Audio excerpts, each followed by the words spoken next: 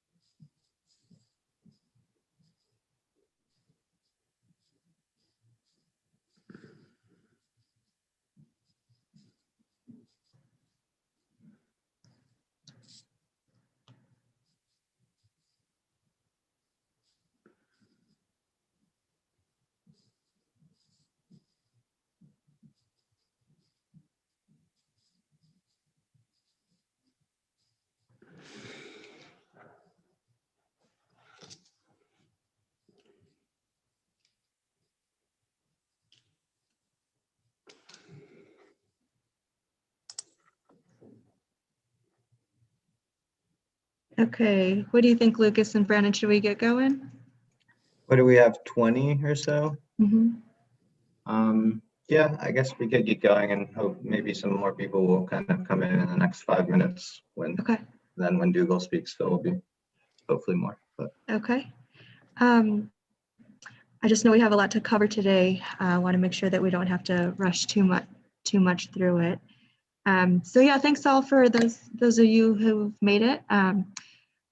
This is the second part of our workshop. I'm going to go ahead and just remind everyone that it's a nice thing for the presenters to be able to see faces. It makes it more interactive with them. So if you do feel comfortable, please do have your video on. We really appreciate it. And with that, I'm just going to hand it over to Lucas. great, thanks so much, Jen. Yeah, so I guess we're going to be doing a concrete casting exercise. So if you guys want to kind of like get in a comfortable place with enough room to kind of have a working space and maybe a little bit of ventilation or be outside, I guess. But right now, I guess the ventilation's probably plenty. It's such a small amount of cement we're working with. But yeah, so welcome. And this is the second part of the Decarbonizing Concrete workshop. So thanks so much for joining us. So on Tuesday, we spoke, for those who weren't with us, we spoke with Carbon Cure, Brandon Williams, who represented Carbon Cure. And it's a company which is sequestering carbon to form mineral calcium carbonate, which is then embedded into the concrete. So we heard a lot about that. And then we also talked to Lauren Concrete, who's a concrete manufacturer here in Austin. And they've actually begun to integrate the Carbon Cure into the operations. And also we had Tom Ennis, who is from the city of Austin as a sustainability officer.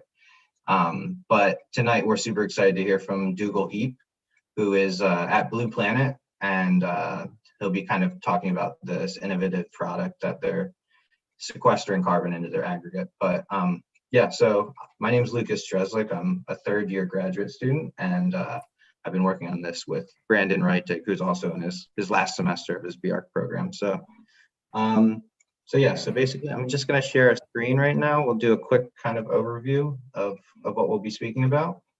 Can you all see this? Yeah? Yep. Okay, great. Okay, so yeah. Yeah, so our outline for tonight, we're going to start with just kind of a quick overview of like the urgency of low carbon concrete, followed by the presentation by Dougal Heap. And then followed, we'll have a little bit of question and answer time with Dougal. And then after that, we'll get in hands-on activity using the Blue Planet product with our casting exercise. After we finish that, we'll talk about concrete canvas, which will be used in the second half. We'll give a little bit of an overview of their product, and then we'll kind of teach you guys how to use it, so you guys can go off and make some cool sculptures with it.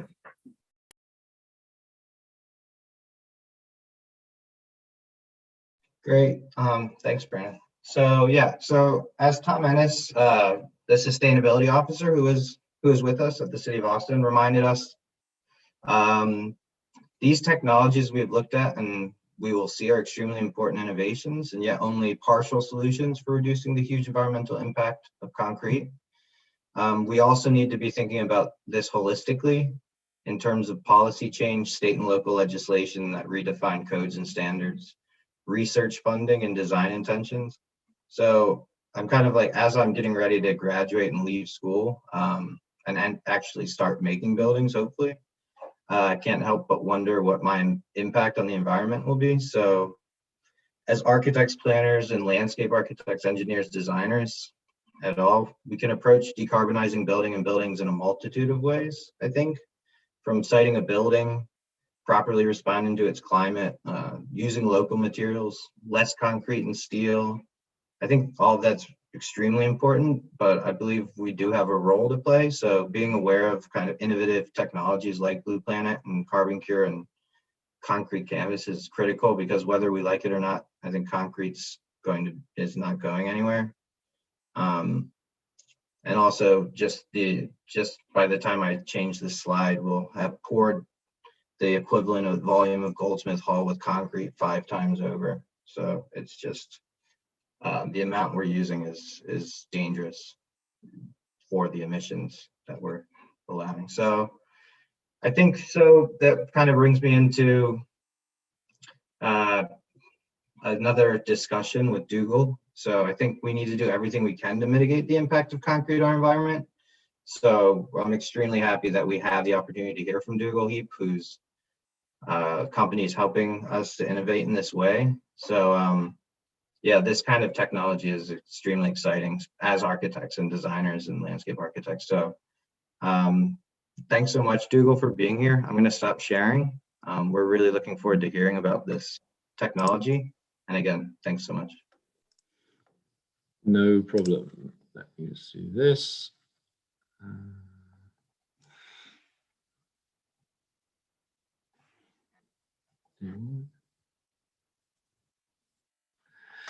Everybody see it?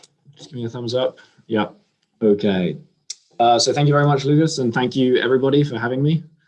As was said, my name is Dougal Heap. I am the product manager for Blue Planet, but we're a small company, so I end up doing a lot of things. As you can probably hear, I am not originally from Los Gatos, California. I am originally from London. And before I worked for Blue Planet, I worked for another carbon negative aggregate company called Carbonate Systems, which is based in London. And they're doing a similar but slightly different thing in Europe and around the world. But it's a fairly niche field. So I managed to find myself a job at Blue Planet. And we're in Los Gatos, California. So just outside San Jose, near all these big Bay Area markets. But anyway, without further ado, let's get into this. So you guys mostly know all this stuff. Like, you know that concrete has a massive carbon footprint, and that kind of the awareness of the contribution of embodied carbon to the emissions of a building. There's kind of a new awareness that, as it says in the bottom right here, that it's basically half and half between what's emitted during the construction and in the materials as to what is actually emitted over the life of the building in its use. And I mean, I think the thing that maybe isn't covered here and is important to state is building is not going to slow down by any means. There's something insane like the area of a New York City is constructed every week. And obviously, most of us don't see that because it's not in America or Europe, it's in the rest of the world. And that is a big focus of Blue Planet, is kind of that thinking about concrete is a problem, but it's a problem in the rest of the world where most of that concrete is going to be poured. And so that's just important to bear in mind. But I think there is a growing awareness of embodied carbon. It's kind of becoming more and more of a buzzword. Different organizations, nonprofits, whatever, are starting to draw attention to it. Bill Gates as well. And once that happens, it can be, it must be getting pretty important. So yeah, that's just kind of setting a general scene, but you guys mostly know that. But this is where Blue Planet kind of starts to differ from some other approaches. So instead of starting by looking at the concrete, let's just start by looking at rock in general and CO2 in general. So if you look at the right-hand side there, most people will be able to tell you that there's CO2 in the atmosphere and that there's a lot, maybe too much CO2 in the atmosphere. But in reality, that's a tiny fraction of the carbon on Earth. There's lots in the biosphere, in the trees, in the soil, in the animals, and then even more in the hydrosphere, so trapped in ice, but mostly in the ocean. CO2 diffuses into the ocean, and then there's a lot of CO2 trapped in there. But far and away, the most carbon on Earth is in the lithosphere, and the vast majority of that is as carbonate rock. So that's 50 million billion tons, which is a huge amount. Humans emit something like 37 billion tons a year, which is too much, obviously, but as a fraction of 50 million billion tons, it's not so much. So one way of looking at Blue Planet is, forget concrete for a second. We're just thinking about where can you store CO2? And the answer really is in the lithosphere, and the vast majority of that is as carbonate rocks. So limestone is the most common. Dolomite is technically a type of limestone, but it's the other most common. And then there are a few others. But the thing that then makes that relevant to concrete is that 70% of all aggregate in concrete is limestone. And so the global aggregate market, as it says, is 55 billion tons a year. You can imagine that if whatever, a huge chunk of that was made from synthetic limestone, you'd be able to capture a lot of CO2. And really, that's where concrete and aggregate comes into it, because it's really the only material or anything other than water that humanity uses on a scale close to the scale of CO2 emissions. Like you see people talking about putting CO2 into fuel, putting CO2 into other kind of household products, whatever. I was in a CO2 use competition where somebody wanted to put it into toothpaste. Like you could maybe get a couple of tons into toothpaste, but not millions and billions of tons. And so that's really why aggregate and concrete is an opportunity for sequestering CO2. And that's how Blue Planet really sees it. So obviously I don't have time to go into all the chemistry, and even if I did, I'm not a chemist, so I wouldn't be able to explain it for you. But in very simple terms here, on the left, you can see the highest possible level overview of the Blue Planet process. So on the one hand, we take in waste concrete, which contains calcium oxide and alkalinity, and it comes into our process. On the other hand, we take in CO2. The two are combined with our special patented capture solution, and then you have synthetic limestone coming out, which can then go into concrete. And so on the right is explained in a little more depth. The geomass, which in this case is waste concrete, could actually be a number of materials. It could be steel slag, it could be cement kiln dust, which is left over from making cement. It could be red mud, which is left over when they make aluminium. Basically any alkaline industrial residue, or actually any alkaline even rock is a potential input, but it's a lot harder to break down naturally occurring rock. And then, but when it's concrete, it goes into this, what's called the reforming step, where it's essentially washed with a special solution which extracts the calcium and alkalinity. And then the first output is what we call upcycled RCA, which looks, there's some of that in the materials you have. It basically looks like this. It looks like sand. It's been screened to that size, but it's basically just recycled concrete. But after our process, there is some genuine value in the upcycling in that it's scrubbed of the cement paste and all the dust, which makes it perform better than regular recycled concrete. And then that capture solution, which has the calcium and alkalinity, goes to the carbon capture stage, where raw flue gas is inputted into the process. So one of the key differentiators about the Blue Planet technology is it doesn't need pure CO2. A lot of technologies that use CO2 need it to be purified and often liquefied, and that is where the huge parasitic load comes in, because purifying CO2 is extremely difficult and expensive, and liquefying it takes a huge amount of pressure and so energy, and so then the carbon footprint of capturing that carbon can rapidly start to outpace even the amount of carbon you've captured. It's a bit of a tongue twister, but you get what I mean. But we can just use raw flue gas as it is, down to like a 5% CO2 in the gas concentration, which is what you might get at a natural gas power station. At a cement plant, it might be more like 20%.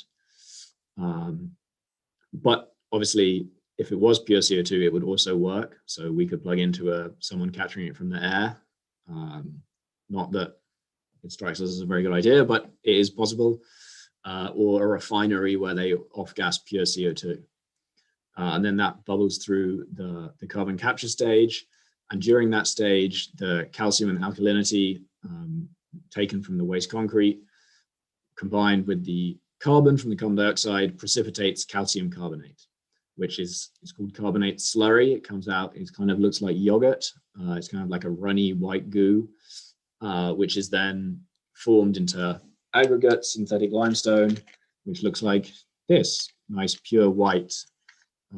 The size can be controlled, but these are about, in centimeters, but they're about a centimeter, maybe a bit more across. And basically, this is just synthetic limestone.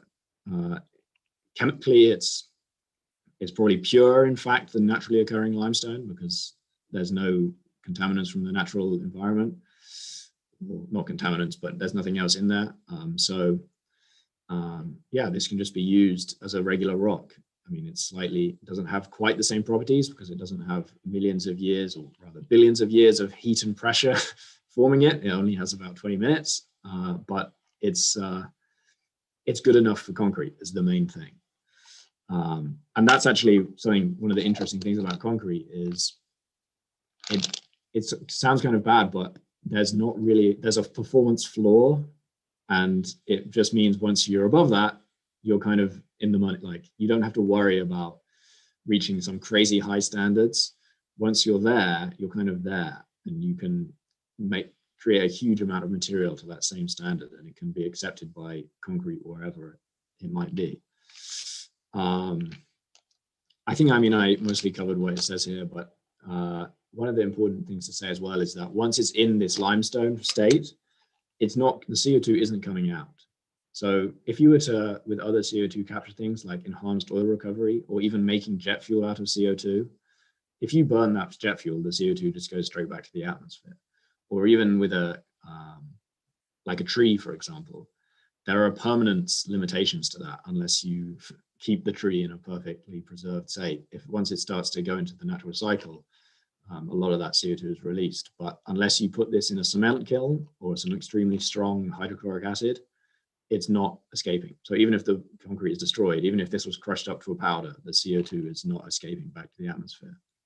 And that's one of the key things that is really the learning from the natural world, is that CO2 has been in limestone for billions of years, and it's not gone anywhere. So that's what we're trying to kind of recreate. And so the key number for us is that the aggregate contains 42% CO2 by weight. Pure 100% completely pure limestone would be about 44. We're at 42.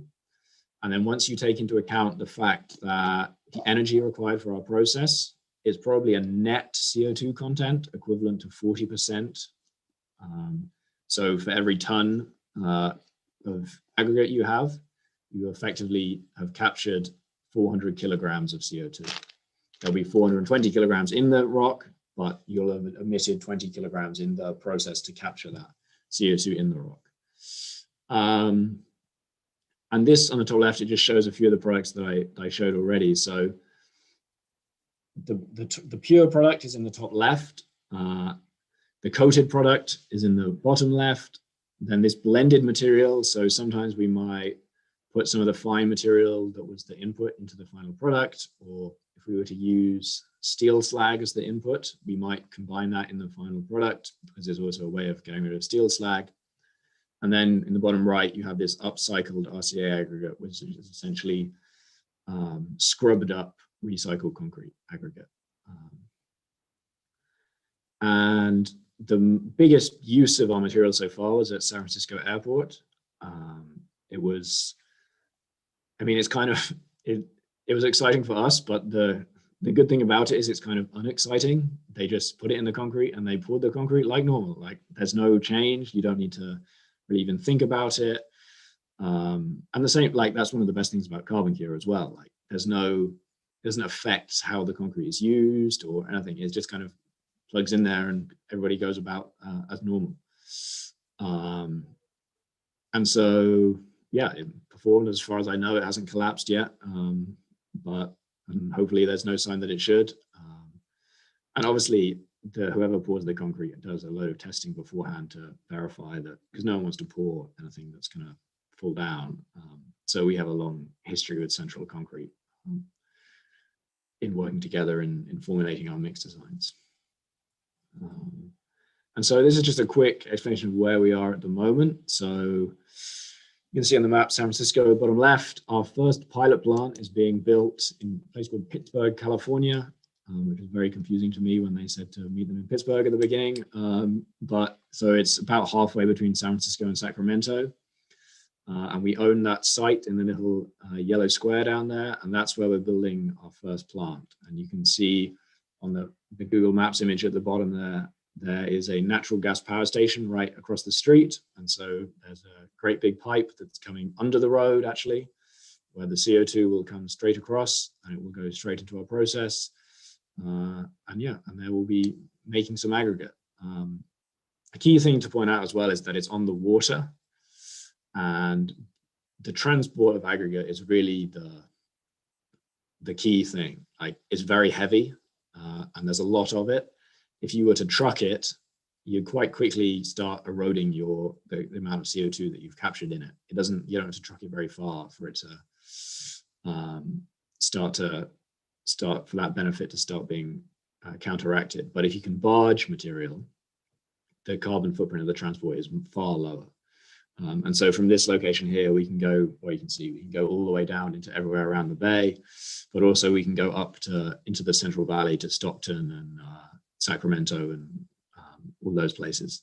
So that's key for us. And when we're assessing future sites, that is also a key thought for us. So it might be a rail spur rather than water, but it's unlikely that we're going to be trucking huge amounts of material, which you can imagine also means that we're not going to build a plant in the middle of nowhere, because we need to be close to a source of waste concrete, but we also need to be close to the market.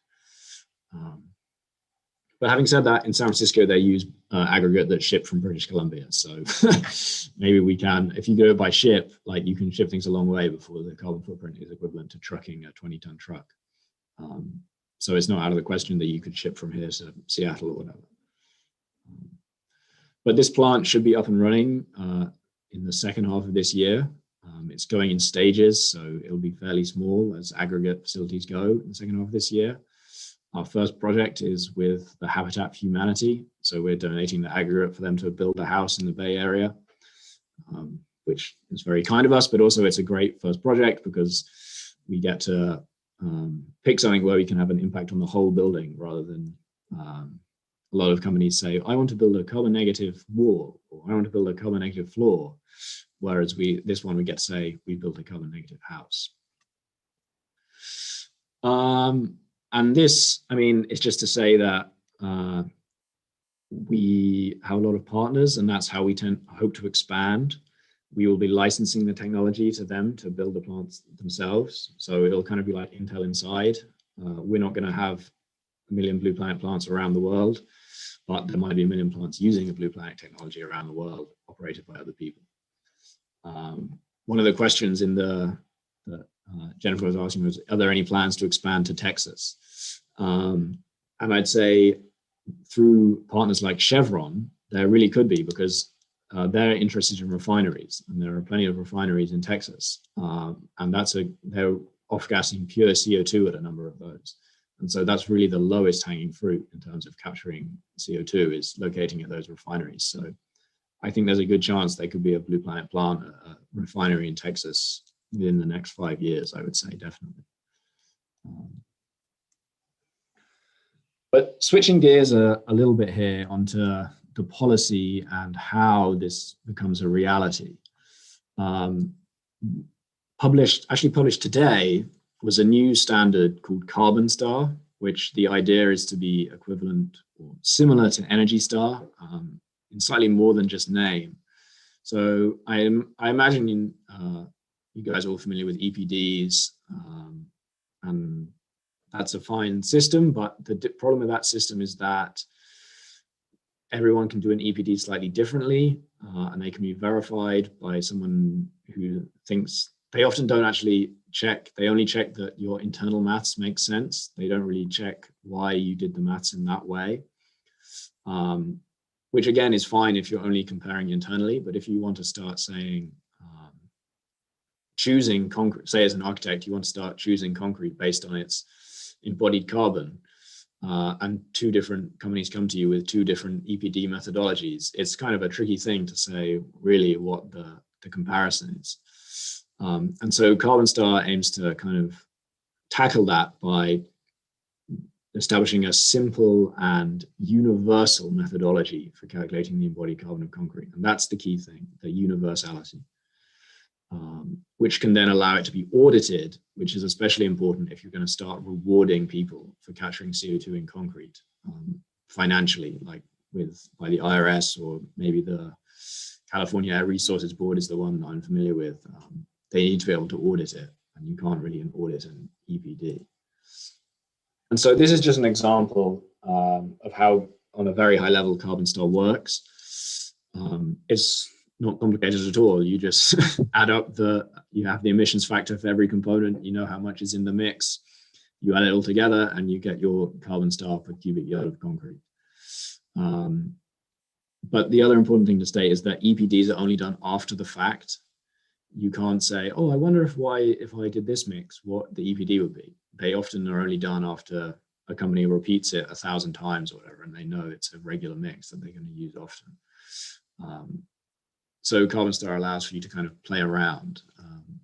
And I know from talking to a lot of architects, they often have their own kind of internal tools for calculating embodied carbon and things like that. But I think Carbon Star could be a kind of a new thing that hopefully becomes the norm, because to be honest, it makes Blue Planet look good, as we can see in this example here. So in this case, this is kind of if you were going all out to reduce the carbon footprint of your concrete. So to start with, this imaginary concrete company has halved the cement content. So they've got half SEMs in there, fly ash and slag cement, which is kind of the traditional way of reducing the embodied carbon of concrete. And then if I just skip over the fine ag for a minute, in the second half here, we have the carbon sequestering ingredients, components of the concrete. And so the additive, which I think you spoke to Carbon Cure the other day, so that's equivalent to a Carbon Cure kind of thing.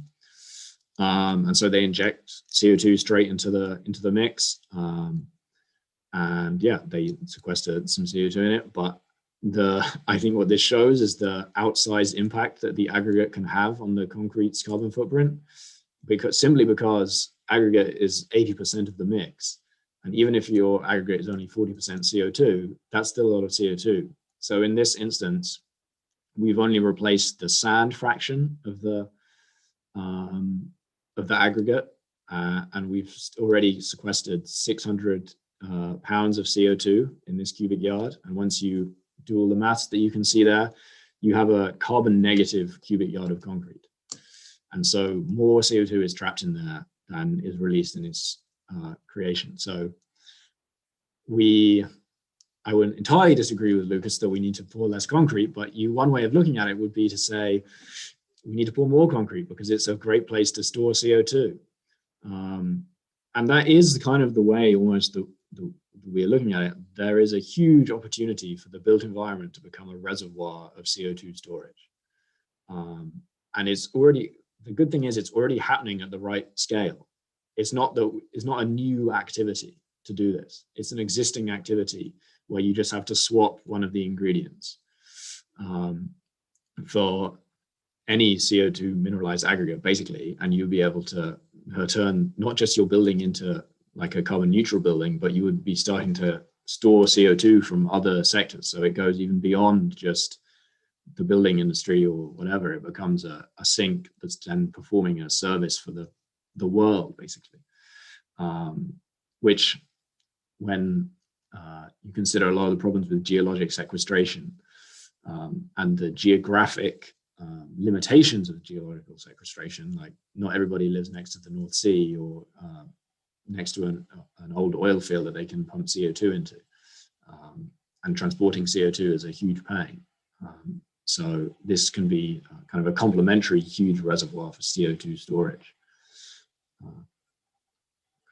And I think this is something that's especially relevant to future architects. So this just shows on the left-hand side here, the way that SFO, the airport, is approaching it now. So they have their 5-year plans for sustainability guidelines, basically.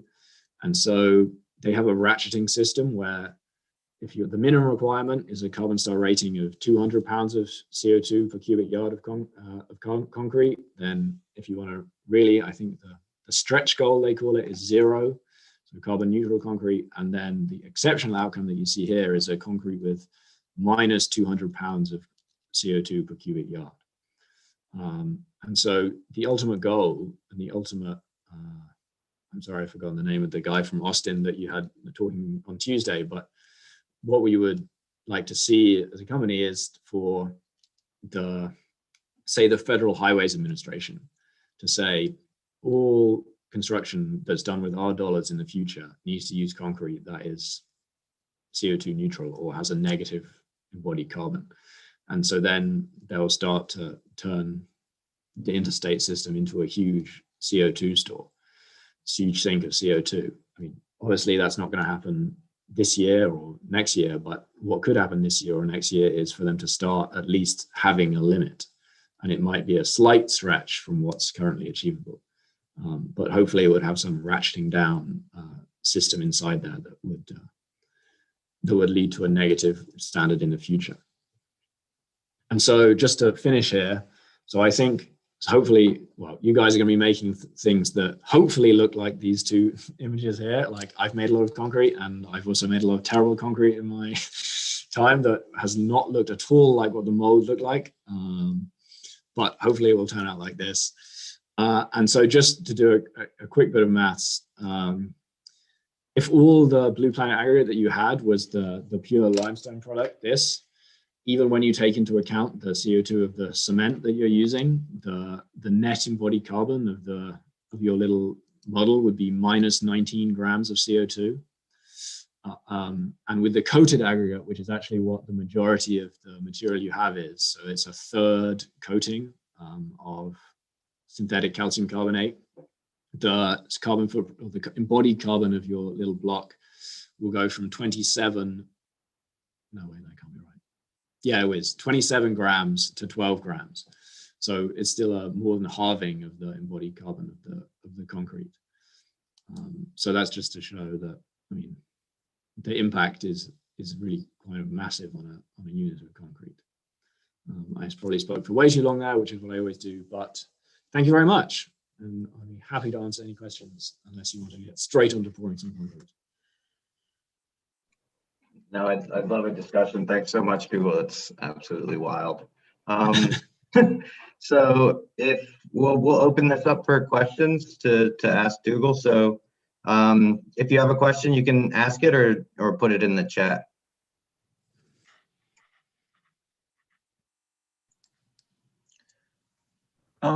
I had a question about, and I don't know if you discussed this or not.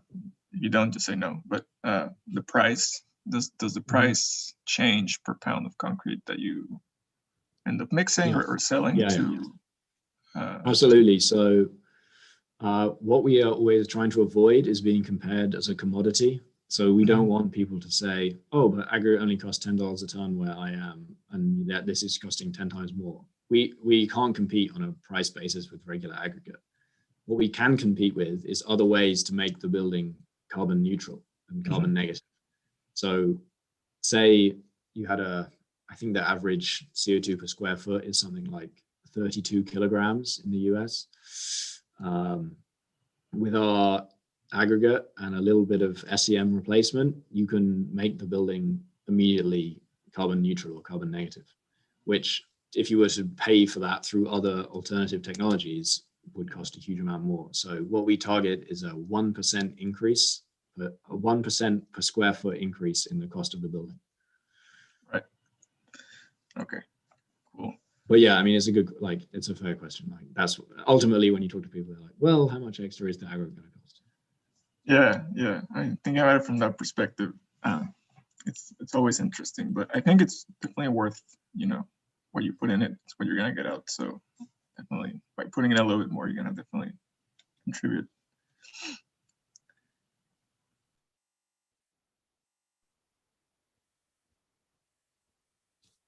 I have a question. I'm curious how the market for waste concrete works, and like, how do you source it? So And it's very geographically dependent.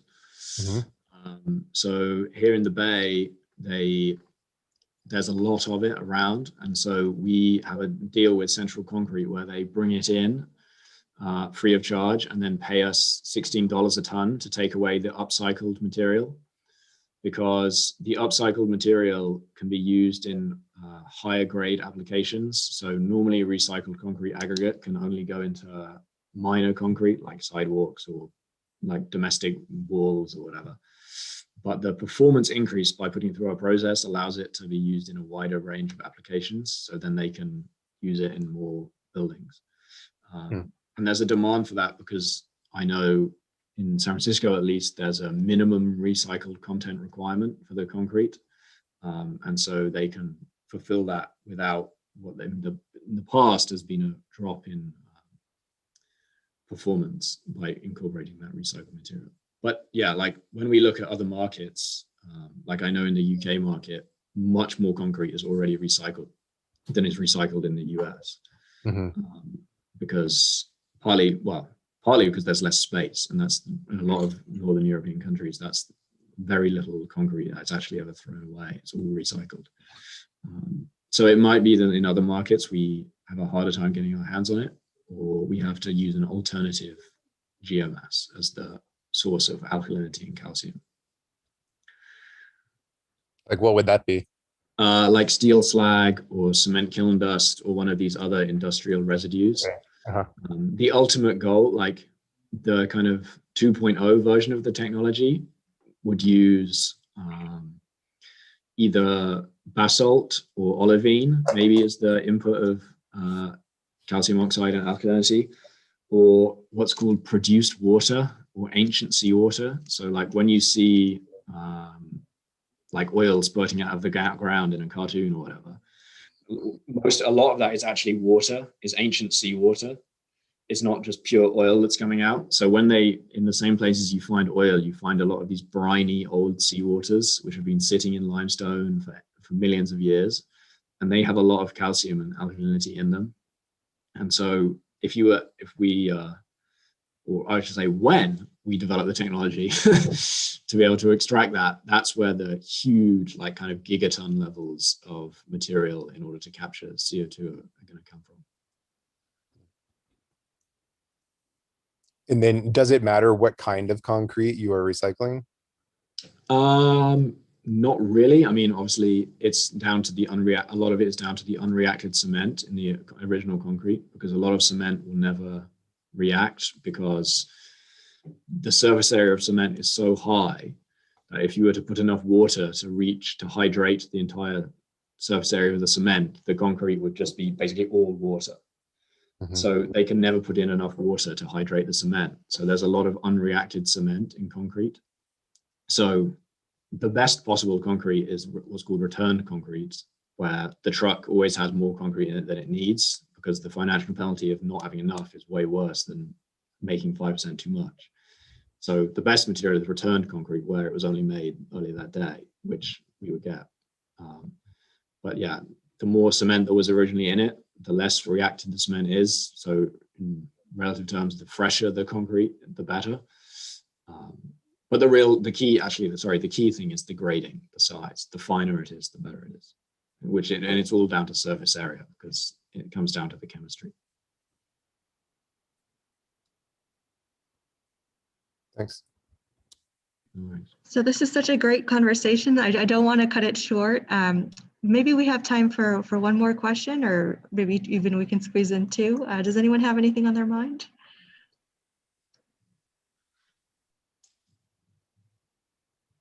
As a visitor and spectator, Tom Ennis Dougal from City of Austin. Mm-hmm. It would be great to have a further conversation about Chevron, et cetera, and the City of Austin to partner with you on that.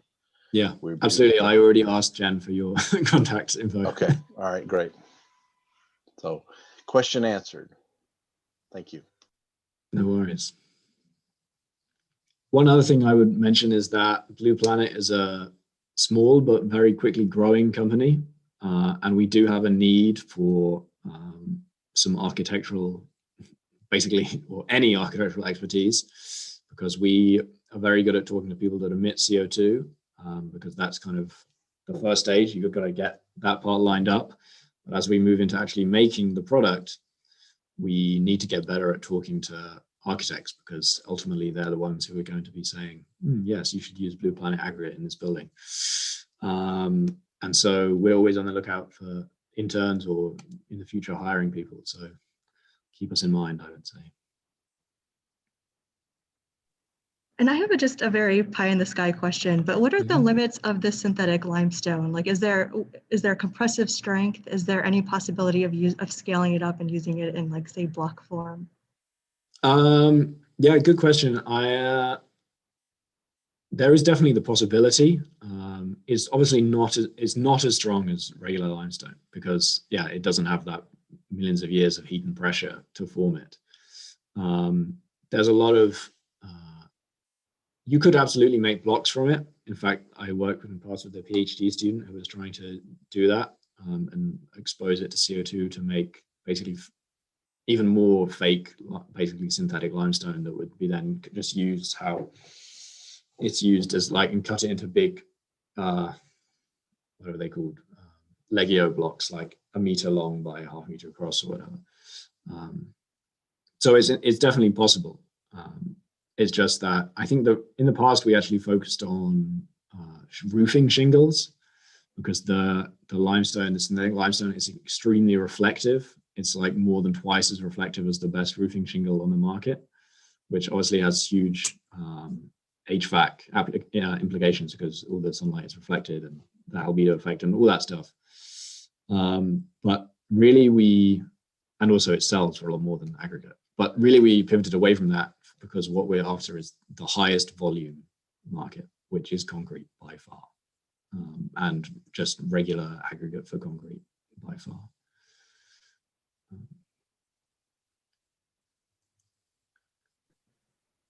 Okay, well, fantastic. Thanks so much. I think that was a really valuable conversation. I certainly learned a lot. I hope everybody else did too. Dougal, if you're up for it, if anyone does have any questions that they still have in the back of their mind, could we send them along to you via absolutely. Email later on? Okay. Yeah, absolutely. Fantastic. Well, thank you so much.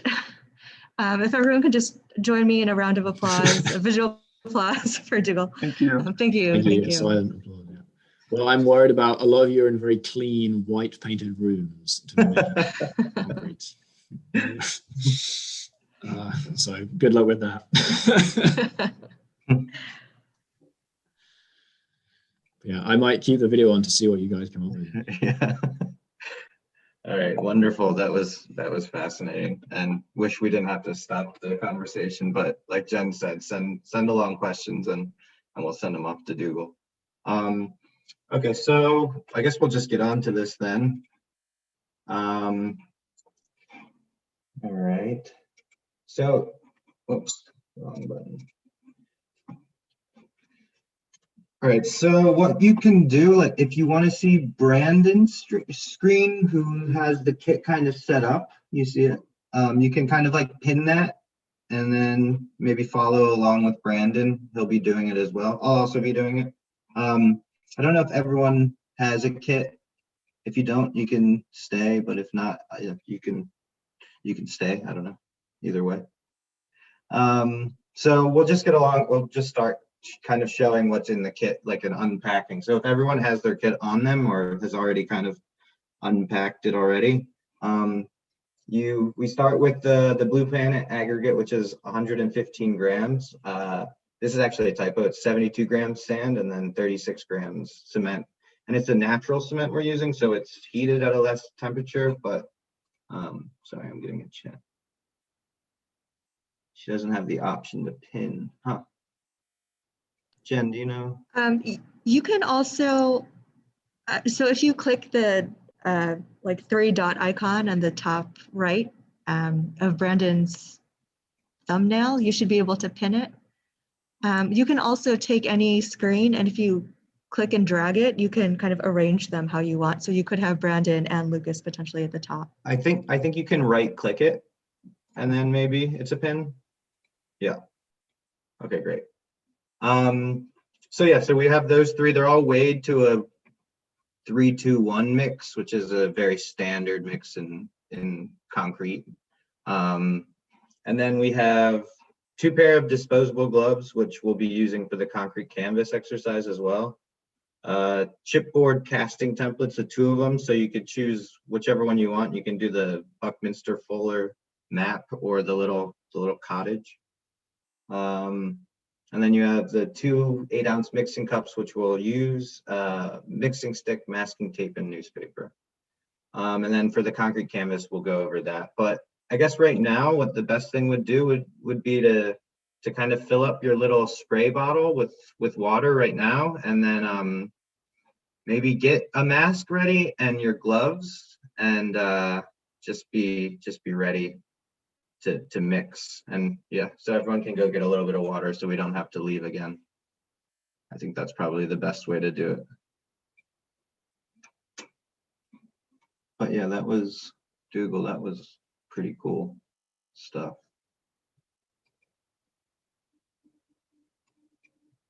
All right, so while everyone's waiting, I guess, or while everyone's getting their water, I see Aiden coming outside. Okay, the other thing is probably giving yourself like enough space, because we will be using the spray bottle later in this workshop if we have time. But if not, I'll just show you how to use it. But giving yourself enough space to kind of not touch your computer again when you get set. But so basically, I don't know if everyone, Aiden, I'm just gonna wait on Aiden. No, you're good. All right, cool. So basically what we did is we're trying to find different ways to lessen the waste of concrete in general. So I was kind of looking at like paper forms, form work, kind of like the work of Shiguruban, how he's using kind of waste paper or larger scale paper to make buildings. So I think it's a really fascinating material to use. So we are using a chipboard. So these are the forms. The Buckminster Fuller map, which I think is like extremely cool. I've always been really interested in it. It's a, hold on, sorry. Let me move this. It's a 20-sided projection of the world, which he kind of wanted to make it so you could see the entire world as kind of one mass. So maybe after you're done with this, you could even paint the world on it, who knows. But it's he published it in 1943 in Life magazine, and it's actually it's called an ecosahedron is the name of the shape, the 20-sided shape. It's also used in Dungeon and Dragon dice, if anyone plays. So if we start to fold, I guess, is everyone ready? Just let me know if you need to wait a little longer, and I can wait. But if everyone says go, then I'm gonna start moving forward just for time purposes. Yeah. Okay, great. So there's some, so we have some tape on the mixing stick already.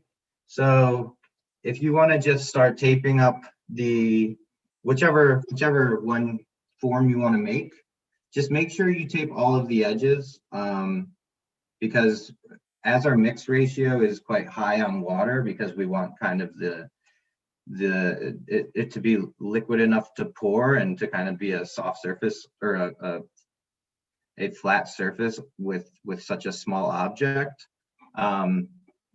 We need all of these edges taped tightly. So if you guys are making these, just make sure all of your edges are taped tightly. With the water content, it tends to bulge the forms of it. And there should be enough concrete to fill it exactly. The house should do it, but I've been having a little bit of problems with it, so maybe the house is just skim. So I guess I'll let you guys just kind of build the model. I can just briefly talk about the safety precautions when we get into it. So basically, you'll just be wanting to wear gloves, a mask, but really with if you're outside or the amount of cement we're using, it's not too problematic, but do wear a mask. It's because it is a fine powder and dust particles can get in your nose and mouth. And then proper airflow, obviously. So windows open and, or like Aiden, seems like he's out in a really nice spot. Get cold somewhere.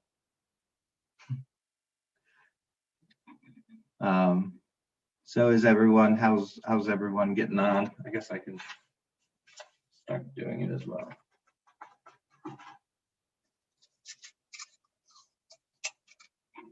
And I guess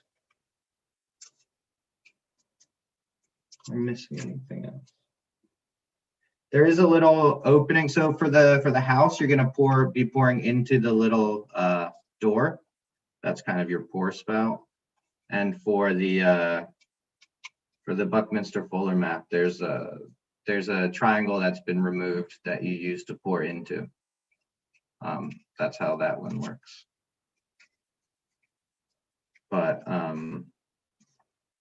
yeah, I think this is I think the Buckminster Fuller map, I've always been really attracted to it for reasons of the two-dimensionality of the map, as well as turning it into a three-dimensional map.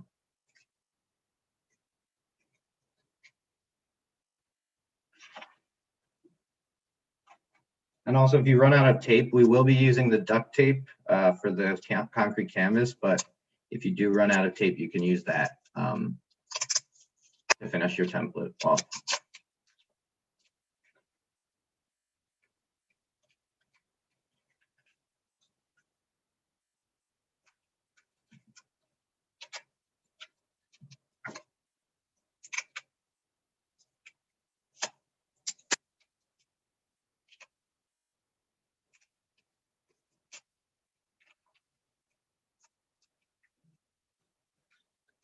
I guess when people are ready, maybe just like put a thumbs up. Oh yeah, Allie's got it. Allie's got the house ready.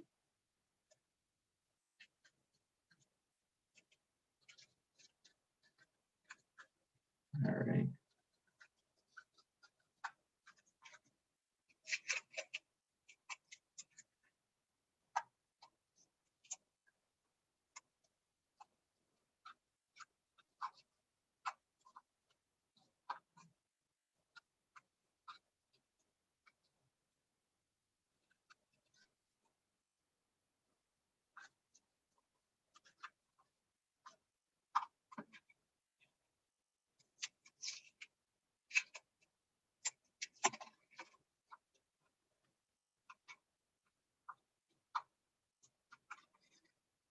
How's Brandon doing?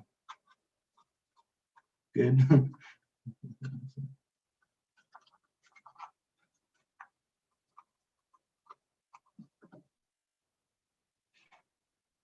Are there any questions thus far? Or are you guys just working on the? So basically just 24 hours after we pour, we can take it out without any. That's right. That's right. 24 hours is when you can demold for this. Exciting. Yeah. Oh man. Oh man. Okay. All right. Cool.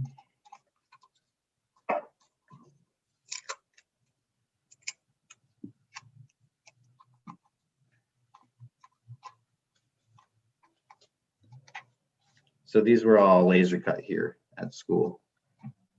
Oh, nice. With the new laser cutters, if anyone's used them.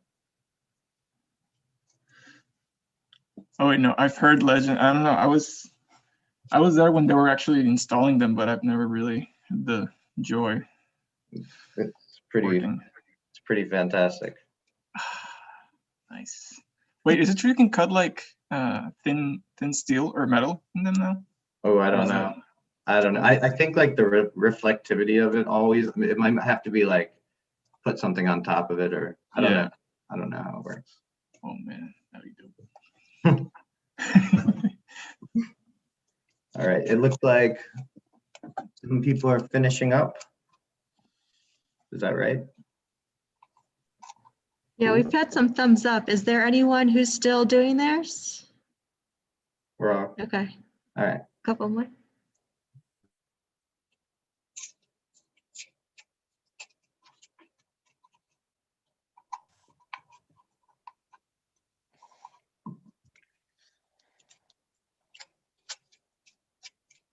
So I'm in upstate New York, and just so everyone in Texas can feel good about it,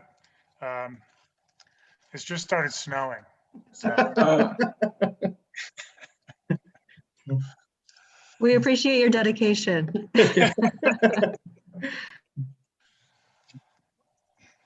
It's only a little bit of cement, honestly, but I like I like going outside too. I kind of miss the cold.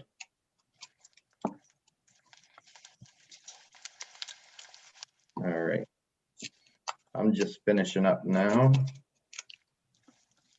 So I guess I'll start going for time's sake. So so basically you're gonna want to get your work surface ready now, and then get all of your gloves on, your water ready, your mask on, put out your newspaper. And then what we're gonna do is we're gonna start with your cup. So you have an 8-ounce cup, and what I like to do is start with the sand when you're mixing it. So I put the sand, and these are all weighed proportionally, so it's quite easy to do just for time purposes. But I start with the sand. If you put the cement in, it tends to stick to the sides of the cup. And then I put the cement in, and yeah, this is where I'm gonna put the gloves on now. So the problem with cement is that if it does get on your skin, it reacts to the moisture on your skin, so it has a tendency to irritate your skin or burn potentially. But again, we're using so little. So when you add the cement, I like to put my hand over top of it so you don't get particles, kind of like this, you know, do one of those. And then when you have the cement in there, you can mix that up, which works quite well too. Start mixing that up a bit. But that tends to get a little dusty. What the aggregate does is it kind of stops the dust.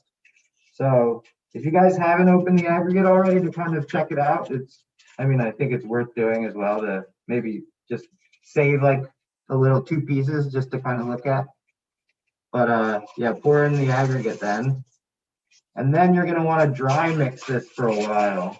So really get this mixed and like vigorously mixing this. This is the biggest problem that people have in this, especially with the small cup. You're just gonna want to mix this and get really deep, kind of like, you know, against the cup. I also like to You can see the sand at the bottom still, like that. So I'll do like a swap to the other cup.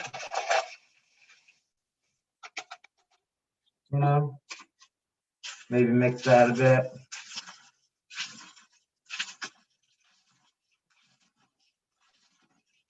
And you can do this for like you know, 30 seconds or so, just to get it all combined properly.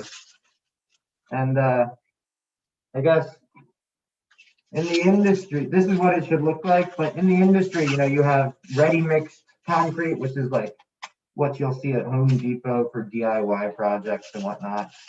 You have everything you can buy, so you mix it by hand yourself, or you have big trucks like I guess what Lauren Concrete does. They're a ready mix manufacturer, so they pre-mix the concrete before it arrives. So they'll actually do the pouring, they'll move it and pour it, and then you have kind of where you can mix it by hand or with like this photo in the 30s where they're pouring in Stockholm. So how's everyone combining it? Is it going well? Not really, Allie? You kind of gave me like a little like, eh. It's good. I still have some sand at the bottom. That's the trickiest part. Allie, do one of these then. Flip it over to your other cup. Yeah.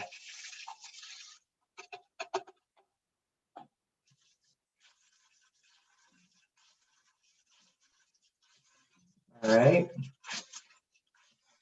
Everyone combined. Yeah, pretty close. How much water are we putting in at this point? Sorry? Are we already adding water at this Not yet. point? No, it's Oh, okay. just dry mixing right now. Okay. Yeah. Yeah, now what Dougal was telling us beforehand was because their aggregate's quite porous, it's like, well, they'll tend to wet it before they use it, so they have the proper measure of moisture.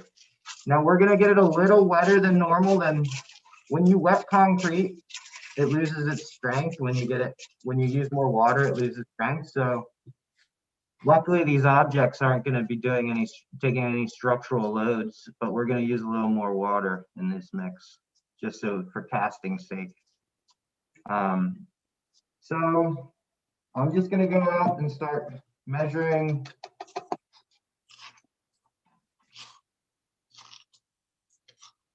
Measuring some water. So I guess I'll put in 2 ounces of water first. So with your little cup, you just give a little 2 ounces. Okay.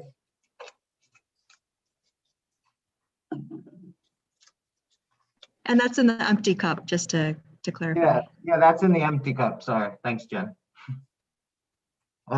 In your actual cup, you should have like around 5 ounces or so of mix, something like that. Yeah. So what I like to do first is just add about an ounce or so. Is everyone ready? Sorry, I don't know if I'm moving too quickly.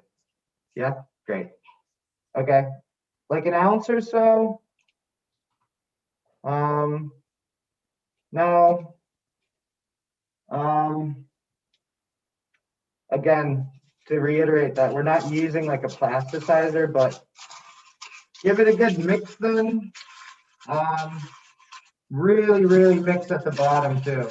And I like to put it in and give it a few jabs too. Like really get it moving, because a lot of when they're pouring concrete, they're constantly mixing it. I mean, it's a way to you can cast longer, but again, because we're doing this casting, I'm gonna add a little bit more. Now, this is where we've had the most varied results. And if you see, on the right is the mix this is all 2 ounces that we had. Now, this mix tended to get a really good finish on the walls of the object. But I think it bulged a bit. This one was a little drier, and this is kind of what I got even with like kind of tapping it and shaking it. And this one was kind of a dry mix, and this is what you get with the dry mix. You need to shake it and kind of vibrate it a lot. So right now, I'm gonna give it some more jab. Make sure you're really getting at the bottom too. I think that's the biggest problem people have. It's like really, really get in there. I'm even gonna, I think I'm gonna use it pretty much all. I'm gonna leave like this much, you see, left, like just to the line, that little, that's what I'm gonna use, but I'd like to see the results. It's a little juicy, but I think it'll be great.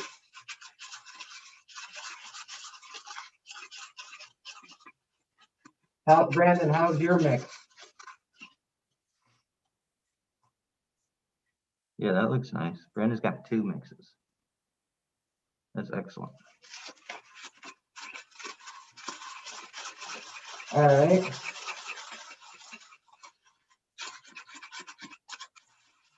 You can see when you move it, it kind of liquefies more, and that's kind of the beauty of concrete. Is the more you vibrate it, the more it liquefies, because there are so many air bubbles in concrete. And so the reason you do kind of vibrate and move it is to get all the air bubbles out. So it does lose strength when there are air bubbles in it. It's called like honeycombing, which could really take down the strength of the concrete because of the air bubble. All right, so has everyone got a pretty decent mix? Yeah? Let's see. Noah, that looks, it's looking good from here. Suzanne, yeah, looks good. Yeah, cool, looks great.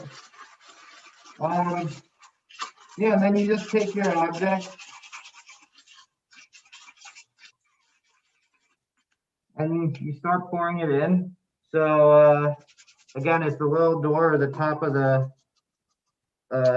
isohedron, and you just slowly put it in. And what I like to do is just pour a little bit in and then kind of start shaking it, and then pour a little bit more in and shake it and tap it on the ground, like really tap it on your workspace. So get it against all the walls. More in there, tap. Use the little stick as well if you want to kind of vibrate it like this. But really make sure you're tapping it. All your edges are nice and taped. Concrete cooking shit. I wish I had some jokes or something. Like that one made me laugh. That was a good joke. Not really. Like I should have prepared some. Like, I didn't realize that it was like I'm such a host.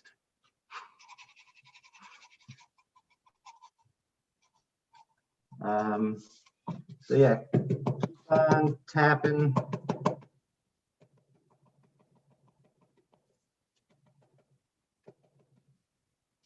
Oops, I got a little problem. Tap too hard.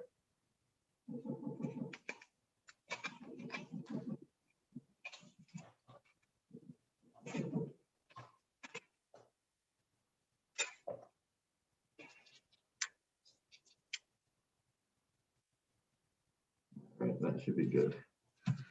All right, and it should be just perfect, but yeah, everyone should be vibrating it well. Does anyone have any questions about the mixing process? Kind of, I guess something that's interesting is they use plasticizer, super plasticizer in concrete mix, which basically allows you to use less water in the mix, so you don't change the strength, but it does make it easily to pour. A lot easier to pour, so you get into all your rebar and you get a better cast surface, so you don't have to finish it. Things of that nature, because concrete tends to be a pain to finish after the fact. So we're not using plasticizer just because I think that would be ridiculous with this scale of an object. So yeah, I'm almost there. Lily, Lily, are you there? Just kidding, just kidding.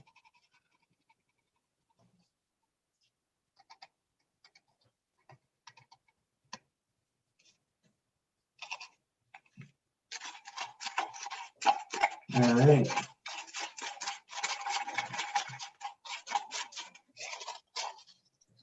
So Lucas, you've got a question in the chat. Oh, yes. Let me see. Chat. Thanks, Lil. Is this a joke?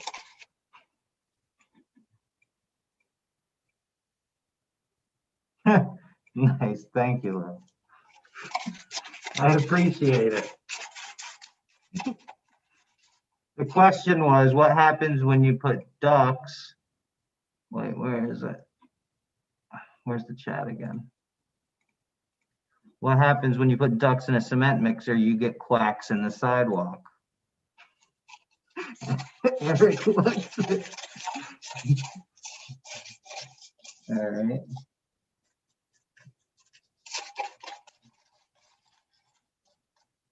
All right, so at the top, you can kind of do like, you can go over the surface if you want, but then you get kind of like a base for it. But if you go just below it, it will be pretty flush to the surface, if you know what I mean. So like, how's everyone's volumes kind of feeling and turning out? Pretty close? Yeah, Eric?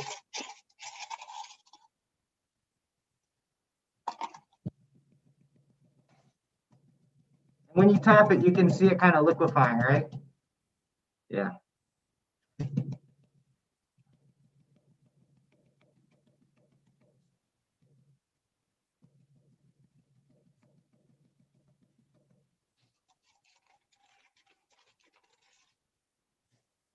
All right. So I'm just about finishing up here. Now, this is like Dougal said, this would have been a -12 saving in CO2. I think that was the number, right? -12, or was positive plus 12? I think you said negative 19. What it Negative- currently is +12. It's +12, that's right. Yeah. Still not bad for this little thing, I guess. But I like the point of you have to pour more concrete. It's an interesting thing. It's a very interesting kind of way to approach the problem of concrete. It makes sense though, in a way.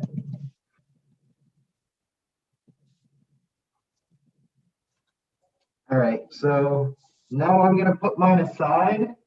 I'm gonna just leave it on, maybe double up my newspaper. And just leave it aside in a kind of a, hold on. Oh, here's some vibrating concrete slides, which is again, getting into the rebar is the reason they do it, and also to release the air bubbles. And then this is kind of a screed vibrator. So to finish the surface, they use a screed vibrator as it lifts all the water, and you get a really nice finish. So for the curing, yeah, basically put it somewhere that's not in direct sun. Let it sit for 24 hours, and then you can demold it the following day, and then maybe give it a few spritzes here and there, like you're watering the plant, and it'll just strengthen the concrete even more. And that's that part of the exercise. If anyone has any questions for that part, because we only have 10 more minutes, so I just wanted to maybe explain concrete canvas, and then we can let people work on their own on that one. So yeah, so I guess if everyone's kind of okay, in an okay position, then we can move on to the concrete canvas part really quickly, because I do think that conversation with Dougal was well worth it. Great. Okay, awesome. So Brandon, if you want to kind of take this away then. Yes, so I'm going to talk about concrete canvas.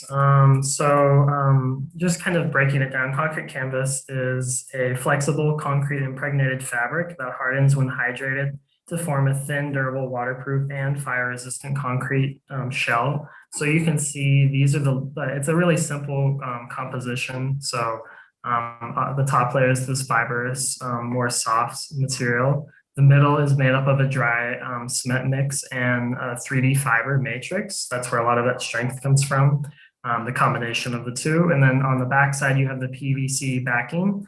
That's what kind of keeps the water out. So the canvas allows for construction without the need for plant or mixing equipment. And concrete canvas can be laid at a rate of 200 meters squared per hour by a 3-man team. So it's a lot easier to use than like typical concrete. Typical installation speeds are up to 10 times faster. And overall, it uses 95% less material than conventional concrete applications. It's simply activated by getting it wet, which you guys will find out later when you start using the material. Really interesting fact, it can actually cure even underwater. So you can imagine like this could be rolled out. And even like, that's just amazing. It hardens underwater. So you can see some of the applications that they use. So they formed their company nearly a decade ago, and they made inflatable structures like the one you see in the top left. These were used as kind of temporary housing shelters in times of crisis. So you can see how it has been unrolled. Like they come in rolls, like the image on the right, they come in rolls and they're unrolled. And you can see to activate it, he's spraying it with a hose and it gives it strength. Another application that it's typically used for a lot more today is for erosion control. So you can see how it's craned in on the large rolls and it's unrolled down the side of the hillside to prevent the landslides. While some might look at this and think, well, you're kind of putting a concrete blanket over the landscape, it's not the best solution in every instance, but it does have it is a lot cleaner than, say, shotcrete. It's a great replacement for a similar application. So it's been applied, you just saw at the building scale and larger scales down hillsides, but it's also been used in medium scales. So the image on the left, you can see was done by, it's an installation, urban installation done by the team Urban Movement Design. You can see it's a series, it's like kind of creates a pavilion type effect. They have this CNC'd wood frame and the concrete canvas was blanketed over the top to create these spaces where people can kind of engage in different ways with the structure. And you can see like some days of the week they even hold yoga events.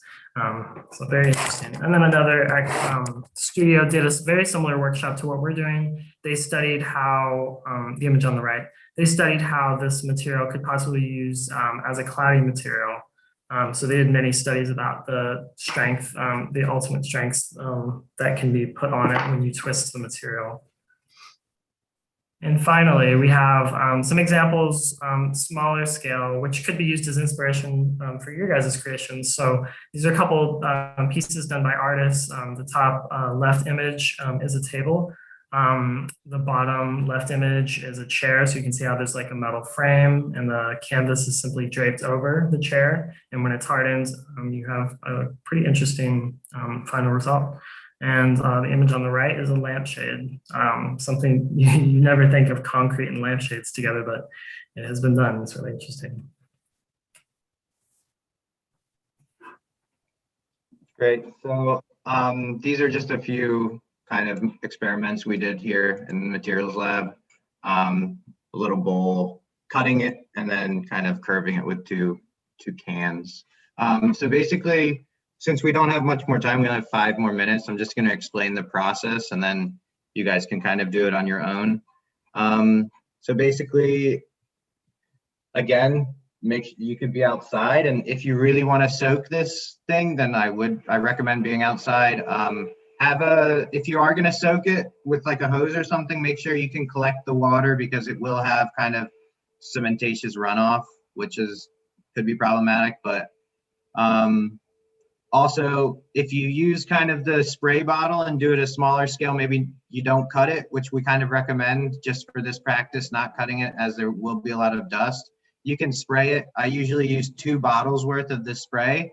So normally what we do is, Brandon, do you want to just, here, I can show it too. Basically, take it out and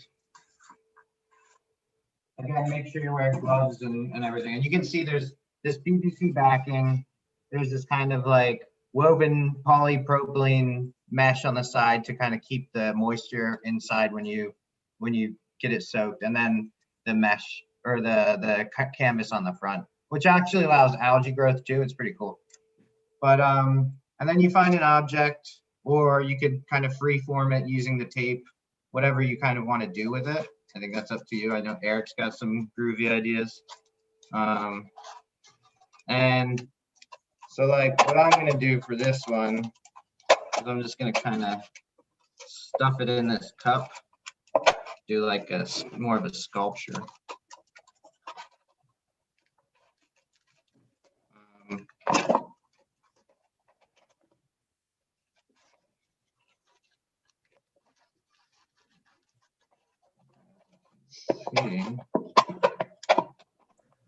And one tip that helped when we ran through the exercise on Tuesday was just to make sure you're using the tape on those edges. It Yeah, tends the to tape stick on the better. edges, because when you get it wet, it tends to not stick to the canvas either. So like maybe like a flower like this, right? It's in the cup. And I'm just gonna spray it down. Whoa. Maybe use it for like a little bowl or something. I don't know. Again, this is just experimental, trying to see other kind of concrete innovations that are changing the concrete carbon industry. So I guess maybe just the 2 minutes for questions, and that's it on this one. Oh, there's a little sample of how it hardens. This is the 8mm version of it after it's hardened. So you can use it as a coaster or something. I read that you guys were encouraging us to share some of the images of the things that we make. So where do those go? Yeah, so there it is. All right, cool. So you could just share it to the materials lab. You send it to us, and maybe we'll like post it on Instagram or put it on the UTSOA materials lab page. Awesome. If we did want to try to cut the canvas, what would you, just like a utility knife? Yeah, that's what I've used, a utility knife. Yep. And you could like maybe weave. I was thinking about weaving it at one point. I don't know. There's all sorts of different things you could potentially get into. Because the cut edges, I mean, it's like nicely bound right now. So if you cut it, you end up getting like a raggedy edge. Is that? Yeah. You get a raggedy edge in it, and it tends to get dusty. So you see this edge here that on the right, that's from cutting it. Right. And you can kind of see the matrix of fibers in there. That kind of the reason they do that is so it stays at the same height or it stays at the same thickness when they cat or pour it, right? So they do recommend like don't touch it or don't walk on it, don't put pressure on it. But the compression strengths are crazy. It's like 5,000 PSI for compression strength, but it's like 400 PSI for bending strength. So, in bending, it tends to not be strong at all, but compression is extremely strong because of that fiber matrix. So what happens if we overwater it to make it more flexible? No, you can soak it. It's like Brandon was saying that it cures underwater. Like it can soak, you know. But again, 2 bottles worth is what I found, like spritzing it. I mean, it's a lot of spritzing. Don't get me wrong. I kind of enjoy the spritzing, but a lot of this. Yeah. I mean, I could just dunk it in a bathtub and take it out, right? Same thing. Yeah, you could dump it in a bathtub. I did the same thing. Just be careful. Or put something over your drain first. Oh, I mean, I just, for illustration purposes, I'm probably not going to do it in my bathtub, but yeah. Yeah. You gonna make it in the bath, Eric? I mean, it could be a nice like bath time activity. I don't know. But I don't want to find out. So yeah. It's a strange scale. honestly, because it's thick and it's quite 8.5 by 11, but I imagine a larger roll would be extremely fun to play with. But this is still, I think we can get some interesting experiments if you guys want. Awesome. But On some of those, oh. yeah, go ahead, Suzanne. On some of those experiments that you posted, or that some other people had done, it had a concrete finish, unlike the stuff that we're using now. Do you know how that was achieved? So this is, I mean, the one on the left is they're using the concrete canvas. I think they peel off the PVC is what but you can watch the process. So they have, this guy's name is, it's on the page, I think. Yeah. His name's Neil Arnowitz. And you can see his process of, he makes this formwork, this wooden formwork, kind of like if you were to bend wood, plywood, similar thing. And then he just puts it in the formwork, clamps it down and sprays it. I think this one might be some just dipped concrete in fabric, to be honest. And then this one is concrete canvas. And this one's concrete canvas. So this was like one of they kind of show this on their website and stuff. And that's that top material that we have on ours right now. It's just raw fabric on the top of that. Yeah, so that's wet. So it's going to turn into concrete. Like it's going to harden like crazy. Yeah. Okay. So it will, like, this is like laying on a concrete kind of sidewalk or something. Almost like super thin though, right? Or like those are probably the same because this is the thinnest one. So okay, gotcha. So this is this is probably very similar. Actually, I think this is a 5 mil and there's a 3 mil. Okay. And the large, I think it goes to a 12 mil. Dang, that's crazy. Cool. Yeah. But yeah, they started it with these shelters, which were really cool, I think. And then I think that's probably not a financially viable option anymore. Does it stick to itself or anything else? Like, should we be like aware of? Yeah, so it doesn't stick to itself. I wanted it to when I cut it, and yeah, it doesn't, unfortunately. Okay.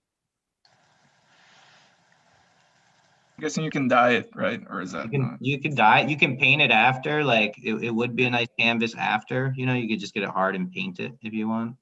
Yeah. Just spray it up. Yeah. Is it possible to keep recording Brandon making his creation so that we can like refer back to that too, even after, if we have to go in a few minutes? Brandon, how do you feel about spritzing that for the next? Yeah, I could. I'm kind of struggling a lot right now, but I could try to. I could try. It's pretty straightforward. It does take time, and the spritzing bottles that we've provided are pretty small. Yeah. But it's pretty much just trying to cover as much as you can and make sure that it's saturated. And one thing that Lucas told us before was that you can also do it in a couple rounds. So if you don't get it perfectly saturated the first time, you can always return to it and get spots that you missed. Yeah, it is. It's like a 2-hour working time. So over 2 hours, just make sure you get it wet. Does it get more flexible when it gets wet? Just so like we know what we're working with when we're forming it? It does get more flexible and it gets heavier. So you can actually like weigh it down. Like the way I made the bowl was like, I got it really wet. I put it in there and I just put some weights in there and stuff. Yeah. Awesome. Very exciting. Thanks, Aiden. I appreciate it.